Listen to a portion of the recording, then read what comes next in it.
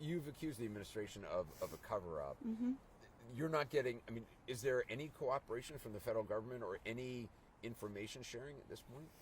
I mean, when you have the Bureau of Criminal Apprehension having to get a warrant to get access to evidence in the killing of Alex Pretti, I think that gives you an indication of the complete lack of cooperation. And this is very unusual because typically, particularly if there's some sort of an officer-involved shooting, you have the state and the feds working closely together to gather the evidence and understand what's happening. That's not been happening here, and it's one of the reasons why people in Minnesota, and I think around the country, are just saying this looks like a cover-up.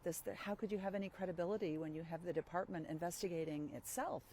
I heard people from the Department of Justice criticizing local law enforcement, local officials for losing control of the scene to protesters when it was the federal. I mean, my understanding is Border Patrol had whatever control they had. They haven't shown much control, but whatever control they had, they were the ones in charge of the scene.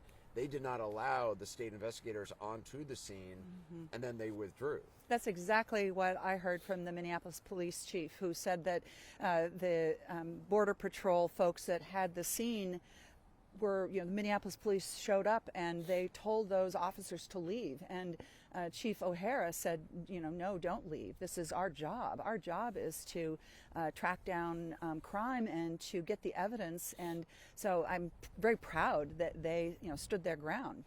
Have you been shocked by the level of violence, the level of, not only just the tactics, the kind of chaotic nature of these scrums of masked agents wrestling people to the ground, ripping people out of vehicles? Have you had you any experience of seeing this before? I've never seen anything like this. In fact, it was so interesting. A couple of days ago, a leader at the city of Minneapolis who is in charge of their emergency response told how she had worked in, in Ukraine and in Iran and places all around the world, and she said, I've seen these tactics in these countries, but I never thought that I would see them here. These agents are behaving as if they believe they're untouchable. Do you think, is that part of the point? I've talked to a number of people who believe the violence is part of the point. Oh, I think so.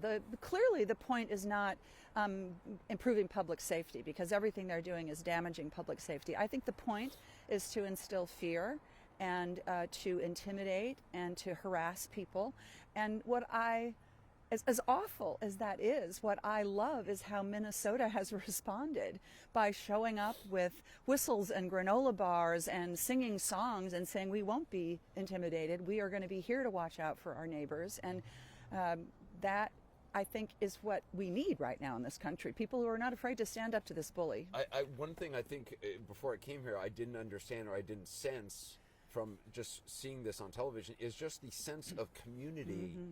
From the moment I've got here, the word community has been in almost every conversation I've had with any random person I speak to. It's so true. This afternoon, I went to the scene of where Alex was killed, and then I went to visit some of the mutual aid locations. In fact, one place we had to hold because there was a raid happening right there. And this was in Little Earth, which is a very large indigenous community in Minneapolis. And the sense of community and people just like running to trouble, figuring out how they can help, is every place in this community. Not just Minneapolis, but it's in small towns all over the state where we're seeing the same kinds of ICE tactics. They just haven't been getting as much attention. Yeah, Senator, I really appreciate your time. Thank you. Thank you very much, Senator Tina Smith. Joining us now is CNN